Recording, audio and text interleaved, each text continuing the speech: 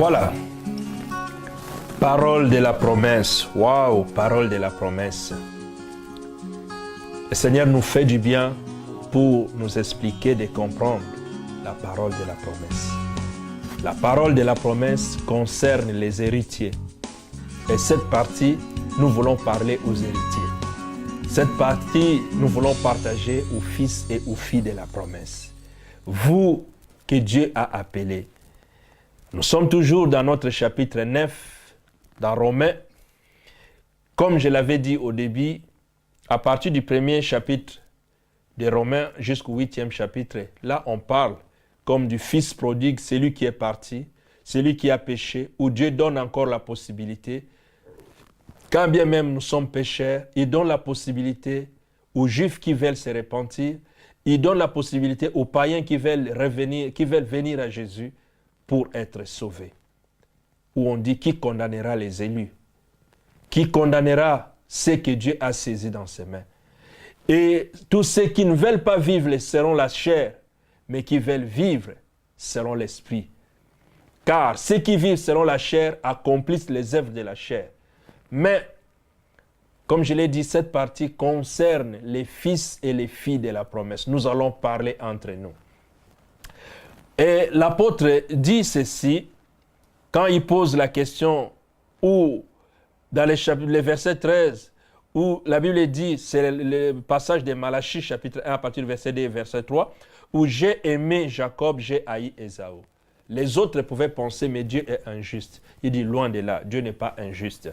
Et il dit, ce qu'il avait dit à Moïse, je ferai miséricorde à qui je fais miséricorde, et j'aurai compassion de qui j'ai compassion. C'est Dieu qui est au contrôle. Ça montre la souveraineté de notre Dieu. Dieu est souverain. C'est que je vais te dire, mon frère, ma sœur, toi qui es fils et fille de la promesse, Dieu est souverain. La souveraineté de Dieu signifie quoi? Là, devant moi, j'ai un verre. Dans ce verre, on a mis de l'eau. Mais sachez que Dieu, on ne peut pas le mettre dans une boîte comme ça. Non. Dieu ne peut pas être mis dans une bouteille. La souveraineté de Dieu signifie Dieu, on ne peut pas le caser quelque part. Aucun groupe d'hommes ou de femmes, des gens peuvent penser qu'ils ont Dieu et que nous n'avons pas Dieu. Loin de là. Dieu fait miséricorde à qui il veut et il a compassion de qui il veut. En tant que créatures, nous sommes tous créatures de Dieu. Mais quand nous reconnaissons Jésus-Christ comme Seigneur et Sauveur, la Bible dit, nous devenons enfants de Dieu. Moi, je dis, je suis enfant de Dieu.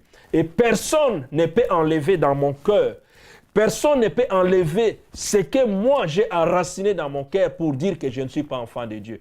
Il viendra d'où? Personne. Moi, je suis enfant de Dieu. Parce qu'au fond de mon cœur, j'ai reçu Jésus-Christ comme Seigneur et Sauveur de ma vie. C'est lui qui me conduit. Et le Saint-Esprit habite en moi. Et quand je partage cette parole, je suis convaincu qu'il y a un fils et une fille de la promesse qui m'écoutent. Et voilà, c'est pourquoi l'apôtre va dire dans le verset 16 du chapitre 9 des Romains. Il dit, ainsi donc, cela ne dépend ni de celui qui veut, ni de celui qui court, mais de Dieu qui fait miséricorde. Cela ne dépend pas, les Écritures, cela ne dépend pas de celui qui veut. Le salut, ce n'est pas la volonté d'un homme. Bien sûr, nous répondons quand la parole sonne, tape dans notre cœur, et nous écoutons cette parole, ça nous convainc, et nous répondons à cet appel. Mais comme je l'ai dit, ce n'est pas selon la volonté du sang, ni de la volonté de la chair, ni de la volonté de l'homme, mais c'est de la volonté de Dieu. C'est pourquoi l'apôtre dit, cela ne dépend ni de celui qui veut. Oui, nous répondons à l'appel du Seigneur, mais ce n'est pas par rapport à la volonté des autres. Le salut, c'est gratuit. Le salut, c'est Dieu qui offre. Le salut, c'est Dieu qui met au service de l'homme. Et c'est à l'homme de répondre par un oui pour l'accepter ou pas. Beaucoup de gens aujourd'hui veulent contourner, n'ont jamais répondu par les oui. Et certaines personnes, quand on leur parle de Jésus, ils ne veulent pas recevoir Jésus. Ils ne veulent pas marcher en conformité avec la parole de Dieu, mais ils veulent les bénédictions que Jésus accorde. Ça ne peut pas marcher. Il y a d'abord des cases. Il y a d'abord la première case, case de départ. Il y a des cases qu'il faut respecter avant d'arriver, avant d'atteindre. Mais Jésus est venu pour nous donner la vie. Si moi j'ai la vie, le reste, C'est ce que la Bible dit, cherchez premièrement le royaume des cieux, le reste vous sera donné. Beaucoup de gens courent derrière les restes, mais ils ne cherchent pas ce qui est premièrement. Ce qui est premièrement, c'est la vie. Si j'ai la vie, le reste va continuer. Si j'ai la vie, j'aurai l'argent. Si j'ai la vie, j'aurai le travail. Si j'ai la vie, j'aurai... Dieu est venu pour nous donner la vie. Mais cette vie, pour que nous ne restons pas dans les ténèbres, mais pour que nous marchions dans la lumière. Parce qu'il a dit, il est la lumière. Il est la lumière du monde. Il est la lumière pour nous éclairer. Et c'est pourquoi l'apôtre va dire, ce n'est pas selon celui qui veut, ni de celui qui court. Celui qui court. Ce n'est pas par notre course, ce n'est pas par l'effort, ce n'est pas parce que je vais faire pour qu'on voie. Parce que tel a commencé une église, parce que tel prêche, moi aussi, je crois, je vais prêcher. Parce que tel fait ceci, moi aussi. Non, cette capacité n'est pas donnée à tout le monde comme ça. Il y en a, ils le font parce qu'ils veulent. Ce n'est pas l'argent. Ce n'est pas l'argent qui fait que nous puissions accéder à voir. Non, ce n'est pas ça. Ce n'est pas l'argent qui fait. Ce n'est pas parce que j'ai la possibilité, parce que j'ai la connaissance, parce que j'ai détourné tout le monde dans la ville contre les autres, parce que j'ai rendu mauvais témoignage des autres, que je peux faire asseoir mon église ou ceci. Non. Bien-aimés, nous avons entendu. Ça fait aujourd'hui, depuis que le Seigneur nous a donné le travail de parler, de proclamer sa bonne nouvelle, de parler en son nom, ça fait 13 ans de ministère public. Mais nous avons entendu, nous avons vu des choses, nous avons entendu des gens porter des mauvais témoignages, nous avons entendu des gens entrer dans des maisons pour aller raconter des choses. Mais ce n'est pas ça qui nous concerne. Mais moi, je continue de prêcher la bonne nouvelle. Mais les cœurs sensibles, les cœurs des fils et des filles de la promesse entendront la voix. Parce que ce n'est pas ma voix, mais ils entendront la voix de leur maître. Ils entendront que c'est le maître qui parle. Et c'est à ce moment qu'ils s'approcheront pour s'attacher. Et c'est pourquoi je dis, maintenant je m'adresse aux fils et aux filles de la promesse. À l'époque de Samuel, la parole était rare. Aujourd'hui aussi, à notre époque, la parole est rare. Et c'est pourquoi nous venons dans ce cadre pour venir annoncer la vraie parole, la bonne parole. Si notre parole n'est pas la bonne parole, retournons aux Écritures. Dites-nous que ce que nous parlons est à côté. La Bible dit, ce n'est pas par, et cela ne dépend pas de celui qui veut. Non, ce n'est pas par la volonté de l'homme. Ce n'est pas par la volonté de l'homme, ni de celui qui court. Ce n'est pas par nos œuvres que nous pouvons dire que nous sommes devenus enfants de Dieu. Par rapport à notre course, la course avec qui? L'apôtre dit, ce n'est pas la course, mais c'est Dieu qui fait miséricorde. C'est Dieu. La nouvelle naissance, comme je vous ai dit, c'est la naissance d'en haut. C'est la naissance d'en haut. Et la naissance que nous avons, c'est la naissance terrestre, où on dit, tu es terre, tu retourneras dans la terre. Mais la naissance d'en haut, c'est ça qu'on appelle la nouvelle naissance. Naître d'en haut, c'est naître d'eau et d'esprit. Mais avec l'intelligence humaine, des fois, on a du mal à comprendre, à entrer. Mais les esprits sensibles sont en train de comprendre ce que je suis en train de dire. Et la Bible continue dans le verset 17, car l'Écriture dit à Pharaon, « Je t'ai suscité à dessein pour montrer en toi ma puissance afin que mon nom soit publié par toute la terre. » La Bible dit, c'est l'Écriture qui dit, que Dieu dit à Pharaon, je t'ai suscité à dessein. Pharaon, lorsqu'il voulait maltraiter les enfants d'Israël, Pharaon a oublié une chose. Que lorsqu'il voulait maltraiter les enfants d'Israël, Pharaon a oublié une chose. Dieu avait dit à Moïse,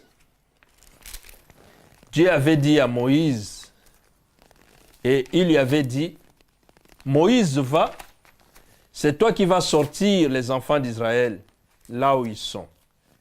Mais avant de sortir, j'endurcirai les cœurs des pharaons.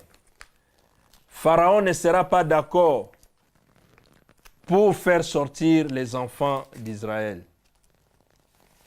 Et c'est Dieu lui-même qui avait endurci les cœurs des pharaons. Dans Exode 9, le verset 16. Exode 9, verset 16. Mais je commence au verset 15.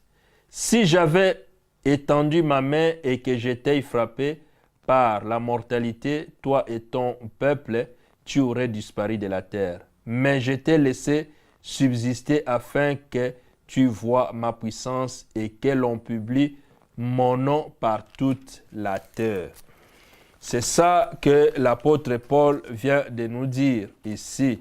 Il dit, car l'Écriture dit à Pharaon, je t'ai suscité à dessein pour montrer en toi ma puissance et afin que mon nom soit publié par toute la terre. Qu'est-ce que cela veut dire? C'est Dieu qui a provoqué l'endurcissement du cœur de Pharaon. Il l'avait déjà dit à Moïse que lorsque tu iras, Pharaon ne va pas accepter de faire sortir les enfants d'Israël. Mais comme Dieu voulait rendre son nom grand, c'est pourquoi il a endurci le cœur de Pharaon. Et chaque fois quand il disait quelque chose, Pharaon ne cédait pas. Pharaon pensait que c'était sa méchanceté. C'était parce qu'il était malin, c'était parce qu'il était puissant. Là, je parle aux fils de la promesse. Là, je parle aux filles de la promesse. Tout ce que tu es en train d'endurer, quand les gens vont te calomnier, quand tu penses que tout le monde t'a détesté, quand tu penses que tout le monde a tourné le dos contre toi, quand tu penses que tout va mal, quand tu penses qu'il n'y a rien qui marche, quand tu penses que ce sont les méchants qui avancent, quand tu penses que la situation est difficile, mais je vais te dire une chose. Dieu a dit, c'est lui qui a endurci le cœur de Pharaon. Pharaon croyait que c'était à cause de sa méchanceté. Pharaon croyait que c'est parce qu'il était dur. Pharaon pensait que parce qu'il avait beaucoup d'argent. Et c'est là aussi que je vais aussi m'adresser aux fils et aux filles de la promesse de la RDC. Cette situation que vous êtes en train de vivre, où c'est lui, notre frère qui est en place, qui peut penser parce qu'il est plus malin, il est plus sage, il est plus intelligent, il est plus craintif. Non. La Bible dit, c'est Dieu qui a suscité à dessein, qui a endurci le cœur de Pharaon. Mais Pharaon pensait que c'était sa propre colère. Et beaucoup de gens aussi seront là, en train de faire leur campagne. Mais Dieu veut rendre son nom grand au travers de toi. Dieu rend son nom grand au travers des fils et des filles de la promesse. C'est pourquoi j'avais dit, cette partie, je vais réserver aux fils et aux filles de la promesse. Je ne veux pas que tu puisses dire des amen ou alléluia juste comme ça, sentimental. Non. Je veux que tu puisses comprendre ce que je suis en train de te partager. C'est Dieu qui a endurci le cœur de Pharaon. Pharaon n'était pas plus méchant que... Pharaon n'était pas... Mais c'est Dieu qui a saisi le cœur de Pharaon de ne pas céder. Mais pendant ce temps, il envoie Moïse de dire à Pharaon, mais Pharaon endurcit son cœur. Pharaon accomplit ce qui était le désir de Dieu. Bien-aimé, le diable fait le même travail. Il croit nous menacer, il croit faire, même ceux qui sont, on peut appeler, je ne sais pas, les ennemis ou qui, tous ceux-là que Dieu s'en serve comme des gens qui peuvent rendre mauvais témoignage pour toi. Des gens qui peuvent parler, qui peuvent dire, salir ton nom dans la ville où tu habites, partout.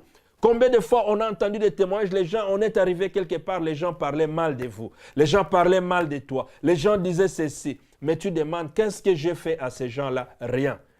Mais tout ça, c'est Dieu qui prépare. C'est Dieu qui endurcit. Et j'ai déjà fait un séminaire avec ce thème que quand les mal entrent dans l'église ou quand les gens deviennent transporteurs du mal, quand les gens deviennent des voitures ou bien des chevaux pour conduire les diables, et ils deviennent des instruments pour la gloire de Dieu. C'est pourquoi le verset 17 dit, l'Écriture dit à Pharaon, je t'ai suscité à dessein pour montrer en toi ma puissance afin que mon nom soit publié par toute la terre. Ainsi, il a fait miséricorde à qui il veut et il endurcit qui il veut. C'est là que nous allons conclure. Ainsi, il fait miséricorde à qui il veut et il endurcit qui il veut. Je vais poser une question pour que les fils et les filles de la promesse puissent comprendre. Lorsque on parle de l'histoire de Moïse, quand Moïse a grandi dans la maison de Pharaon, Moïse s'est rendu compte qu'il n'était qu'un Hébreu. Il n'était pas un Égyptien. Et un jour, la Bible dit, Moïse est allé rendre visite, il a vu, il y a des Hébreux qui travaillaient et puis il y a aussi les Égyptiens qui étaient là. Il y a les Égyptiens qui ont vraiment tapé les Hébreux jusqu'à même à demi-mort. Moïse est intervenu et quand Moïse est intervenu, il a frappé l'Égyptien et lorsqu'il a frappé l'Égyptien, il a tué. Et un jour, Moïse va encore revenir, il voit maintenant des Hébreux entre eux se chamailler. Il voulait intervenir pour leur dire, mais pourquoi vous vous chamaillez puisque vous êtes des frères?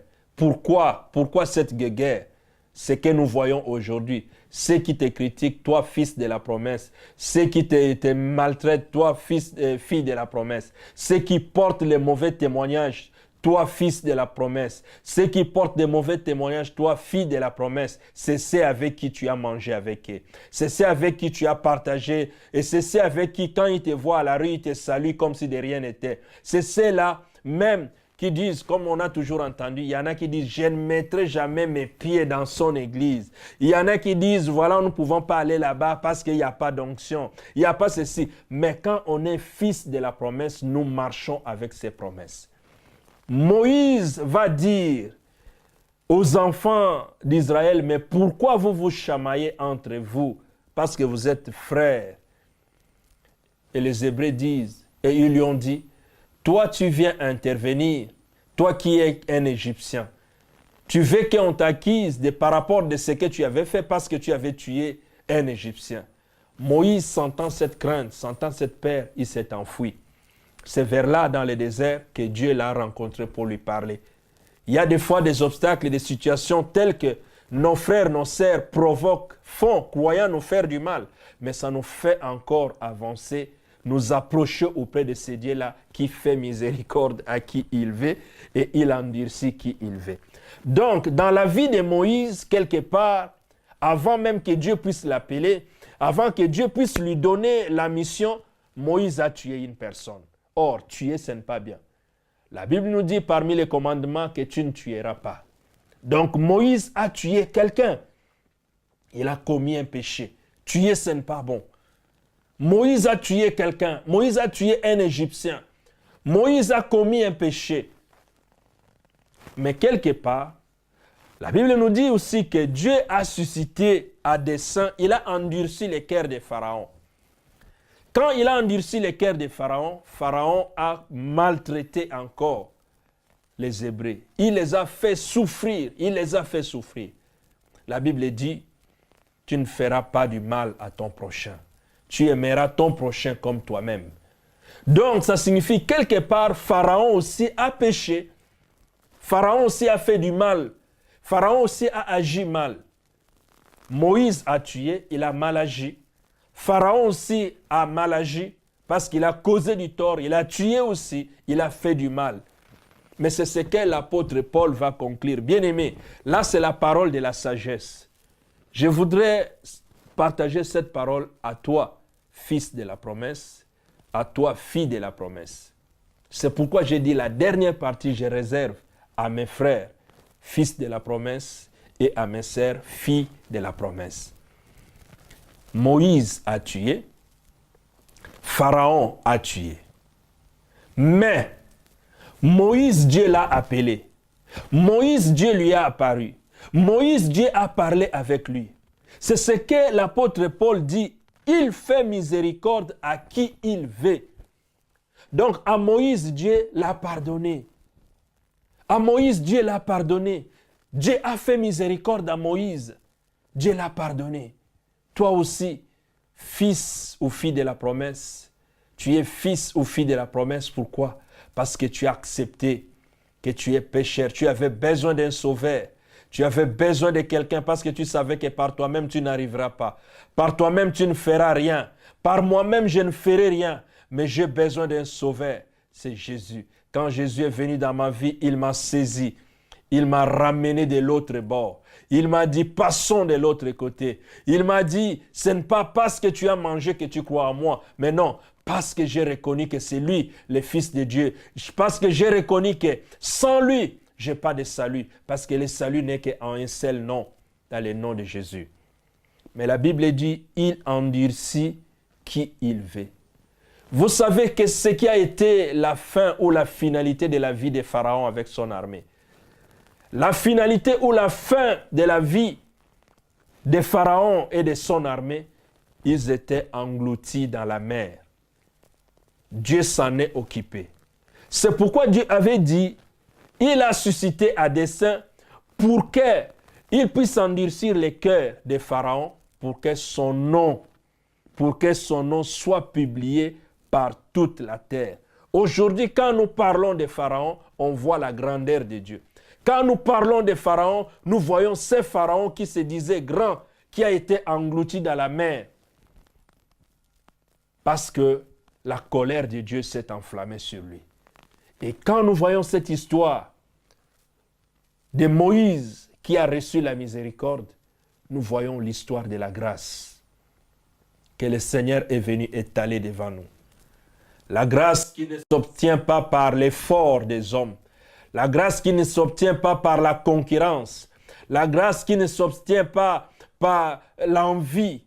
La grâce qui ne s'obtient pas parce que tu penses que moi aussi, comme lui fait, moi aussi je ferai. La grâce de Dieu est disponible aujourd'hui. Cette grâce est disponible. Aujourd'hui, tu peux encore changer. Aujourd'hui, tu peux encore revenir. Comme le fils prodigue. Lorsqu'il a pris la richesse, lorsqu'il a demandé à son père que papa, je vais m'en aller, son père n'a pas hésité. Il lui a donné. Il est parti. Mais lorsqu'il est rentré en lui-même pour penser que là où je suis en train de souffrir. Là où je suis en train de passer des moments difficiles. Il a pris conscience. Il a dit, je vais retourner dans la maison de mon père parce qu'il y a la place. Et depuis ce temps, son père l'attendait. Son père avait le regard vers où il est parti. Son père l'attendait. Son père disait, un jour peut-être mon fils peut revenir. Bien-aimé, par rapport à tout ce que tu fais, les mauvais témoignages que tu rends pour les serviteurs de Dieu, les mauvais témoignages que tu rends pour les autres, l'envie, tu ne veux pas naître de nouveau, tu ne veux pas donner ta vie à Jésus-Christ, tu ne veux pas marcher selon la volonté de Dieu, bien-aimé, prends la décision de revenir parce qu'il est encore temps. Un jour, la porte sera fermée. Un jour, oh bien-aimé, il y a deux événements qui nous attendent. Il y a la mort, il y a aussi le retour de Jésus. Un événement précipitera l'autre. Soit le retour, soit la mort. Ça peut t'emporter. Le retour du Seigneur, c'est très bientôt. Mais le Seigneur nous donne le temps, l'occasion de revenir encore en lui. Ce n'est pas par le nombre des œuvres, de tout ce que nous pouvons produire. Car ce n'est pas par la volonté de celui qui court ou de celui qui veut. Mais tu peux accepter la grâce du Seigneur. Et la Bible dit, le Seigneur a fait miséricorde à Moïse. Le Seigneur s'est révélé. Lorsque Moïse est monté à la montagne, Dieu lui a donné les commandements. Il lui a donné tout. Il lui a donné tout ce qui était nécessaire. Or, Moïse est celui qui avait tué l'Égyptien. Mais Pharaon qui avait tué, à qui le Seigneur a endurci le cœur, il s'est englouti. Bien-aimé, la porte de l'enfer reste ouverte pour ceux qui veulent et ceux qui refusent la grâce qui est disponible. Cette grâce est disponible. C'est pourquoi je dis, la parole, la vraie parole est devenue rare. Et c'est cette parole de la grâce du Seigneur qui vient nous rejoindre. Aujourd'hui, ce n'est pas par le pouvoir où quelqu'un va te donner la bouteille d'eau, tu vas t'arroser. Nous ne sommes pas venus avec de l'huile. Nous ne sommes pas venus avec de l'eau. Nous ne sommes pas venus avec de quoi que ce soit. Les mouchoirs que j'ai, c'est juste pour m'essuyer parce qu'il fait chaud. Partout, il fait chaud. Comme il fait chaud. Mais ce n'est pas pour venir chasser quoi que ce soit. Parce que les démons ne fuient pas parce que c'est les mouchoirs. Mais les noms fuient qu'un seul nom. C'est le nom. Les démons fuient qu'un seul nom, c'est le nom de Jésus-Christ. C'est le nom de Jésus-Christ qui les fait trembler. Et ils reconnaissent Jésus. Ils connaissent Jésus. Au nom de Jésus, les démons tremblent. Mais nous, comme étant les fils et les fils de la promesse, qu'est-ce que nous devons faire? Nous devons résister à l'ennemi. Nous devons résister au diable. Nous devons continuer notre marche. Nous devons lever la tête. Nous devons lever les yeux. Comme Abraham a levé les yeux. Il a regardé et Dieu lui a dit, Abraham, regarde, lève les yeux. Tout ce que tu vois, je te donne. Pendant que Lot avait choisi la verdure de Sodome et de Gomorrhe. Mais là où il y avait la sécheresse, Dieu a dit à Abraham, lève tes yeux, je te donne. Tout ça, c'est à toi. Et c'est là où le pays coule le lait et le miel. Bien aimé, c'est là où je voulais conclure ces messages. Où le verset 18, il dit, ainsi, Dieu fait miséricorde à qui il veut, il endurcit qui il veut. Toi qui continues de rendre mauvais témoignage, continue. Mais tu sais, tu es en train d'accomplir les desseins de Dieu. Toi qui continues de parler mal des autres, continue. Sache que tu es en train d'accomplir les desseins de Dieu pour rendre le nom de Dieu plus grand. Mais au travers de celui qui est le fils ou la fille de la promesse. Les fils ou les filles de la promesse ne meurent pas selon la volonté des hommes. Le fils ou la fille de la promesse, c'est Dieu lui-même qui l'enlève. Quand le temps convient, où Dieu peut dire, voilà, maintenant je peux enlever mon fils, ou je peux le reprendre, je peux reprendre ma fille. Mais aucun homme n'a le pouvoir de ôter la vie de celui que Dieu tient par ses mains. Oh bien-aimé, raison pour laquelle je voudrais, pour finir, ce beau passage que j'aime bien dans Jean chapitre 1 à partir du verset 12 et le verset 13. La Bible dit, mais à tous ceux qui l'ont reçu, à ceux qui croient en son nom, elle a donné le pouvoir de devenir enfants de Dieu. Nous ne naissons pas enfants de Dieu, mais nous devenons enfants de Dieu. Que personne ne te trompe. Nous ne naissons pas enfants de Dieu, mais nous devenons enfants de Dieu. Parce qu'il n'y a qu'une seule porte, il n'y a qu'une seule possibilité pour devenir enfant de Dieu. Au ciel, sur la terre, il n'y a qu'un seul nom. C'est le nom de Jésus. Le nom de Jésus, c'est la porte. Le nom de Jésus, c'est l'accès. Le nom de Jésus, c'est... Et d'ailleurs, il a promis, Jésus a promis, je m'en vais au Père parce qu'il y a plusieurs demeures. Je vais vous préparer une place, je reviendrai vous prendre. Cette parole est encore actuelle. D'ailleurs, nous allons développer cela. Aujourd'hui, je voudrais partager avec vous. Et je finis les versets pour dire que, mais à tous ceux qui l'ont reçu, à ceux qui croient en son nom, elle a donné le pouvoir de devenir enfants de Dieu, lesquels sont nés non du sang, ni de la volonté de la chair, ni de la volonté de l'homme, mais de Dieu. Nous devenons enfants de Dieu par rapport à nos efforts. Ce n'est pas notre mari qui va nous entraîner quand nous allons à l'église pour que nous puissions devenir enfants de Dieu. Non. Ce n'est pas ta femme qui va t'entraîner pour t'amener si c'est où pour que tu deviennes enfant de Dieu. Non. Ce n'est pas ton père qui va t'entraîner pour que tu deviennes enfant de Dieu là où tu vas. Non, ce n'est ni ta mère, même qu'elle soit diaconesse ou ancienne dans l'église. D'ailleurs, nous en avons vu de toutes les couleurs. Certaines personnes qui vont dire, c'est Dieu qui m'a dit, ici c'est mon église. Mais la même personne, après quelque temps, on ne le voit plus dans cette église-là. C'est encore Dieu qui t'a dit que c'est ici, ce n'est pas ton église. Nous voyons de toutes les couleurs aujourd'hui. Aujourd'hui, les gens s'amusent avec le nom de Dieu. Aujourd'hui, les gens s'amusent avec le nom du Seigneur Jésus-Christ. Ils vont dire, c'est Dieu qui m'a dit, mais Dieu ne lui a pas dit. Dieu n'est pas notre camarade, Dieu n'est pas notre copain. D'ailleurs, il avait dit à Moïse, lorsqu'il est apparu devant Moïse, Moïse voulait s'approcher, il dit, oh Moïse, le lieu où tu te trouves, c'est un lieu saint, ne t'approche pas, je ne suis pas ton ami, je ne suis pas un camarade juste comme ça. Tiens-toi là, je vais te parler. Dieu est un Dieu saint. Aujourd'hui, les gens ont rabaissé. Dieu s'est rabaissé lui-même. Mais aujourd'hui, c'est les gens qui essayent de rabaisser Dieu. C'est Jésus qui s'est rabaissé lui-même de Dieu qu'il était pour venir prendre la place de l'homme. Il s'est rabaissé lui-même. Mais en se rabaissant, il est remonté encore dans toute la gloire pour prendre la place qu'il avait au commencement. Parce que la Bible nous dit, au commencement était la parole était avec Dieu, cette parole était Dieu. Là, on ne dit pas que la parole était à côté. Non, la parole était Dieu. Donc Jésus-Christ est Dieu. Jésus-Christ est Dieu. Jésus-Christ est Dieu. Voilà, c'est pourquoi il est retourné dans sa gloire. Pour que le Saint-Esprit puisse prendre la place. Le Saint-Esprit habite en nous. C'est pourquoi la Bible dit, si nous faisons des choses qui ne sont pas bien, nous allons attrister le Saint-Esprit. Aujourd'hui, comme Paul l'avait dit dans le deuxième verset là-bas, ou dans le premier verset dans Romains 9, il dit, sa conscience reste tranquille. Il a une conscience tranquille devant Dieu et il rend témoignage par le Saint-Esprit. Notre conscience comme étant fils et filles de la promesse doit être tranquille. Parce que nous parlons consciemment de celui qui a saisi notre cœur, de celui qui nous a convaincus. Quelqu'un ne parle que de l'abondance de ce qui est rempli dans son cœur. Si tu n'as rien dans ton cœur, tu ne diras rien. Tu vas efforcer, mais j'ai dit ce que je dis, je les ai dit avec des mots clairs, sans pour autant dévier. Je l'ai parlé avec mes paroles, avec les paroles qui sortent au plus profond de mon cœur. C'est ces paroles que je me suis adressé au peuple de Dieu. C'est avec des paroles réelles, c'est avec des paroles vérifiables, c'est avec des paroles qu'on peut trouver d'explications, c'est avec des paroles qu'on peut trouver l'étymologie. C'est avec ces paroles que je suis venu m'adresser à quelqu'un pour que quelqu'un puisse comprendre que le Seigneur te parle encore aujourd'hui. Il dit, il fait miséricorde à qui il veut, il endurcit qui il veut. Voilà, l'occasion est devant toi. Aujourd'hui, tu peux accepter encore Jésus-Christ comme ton Seigneur et ton Sauveur. Le chemin est long. Avant que la porte de l'enfer puisse s'ouvrir pour toi, avant que la porte du paradis ne puisse se fermer pour toi, il est temps que tu puisses donner ta vie à Jésus-Christ.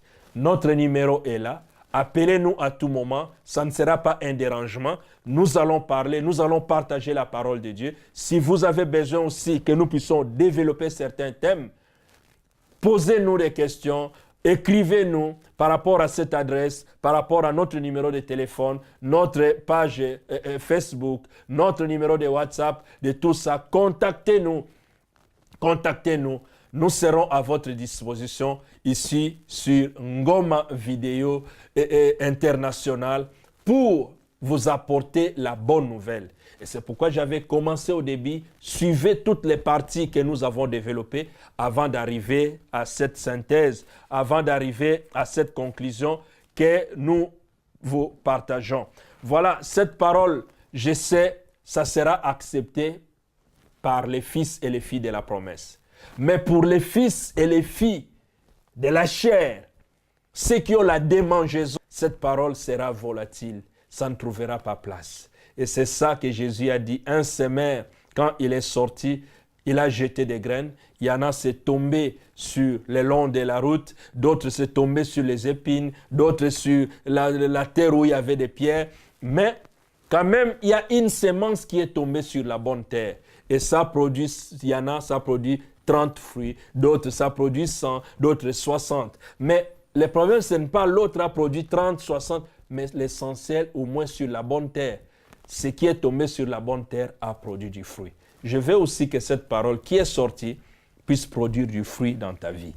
Je salue bien tous les frères et sœurs de la communauté chrétienne Reste des Victoires. Continuez, continuez.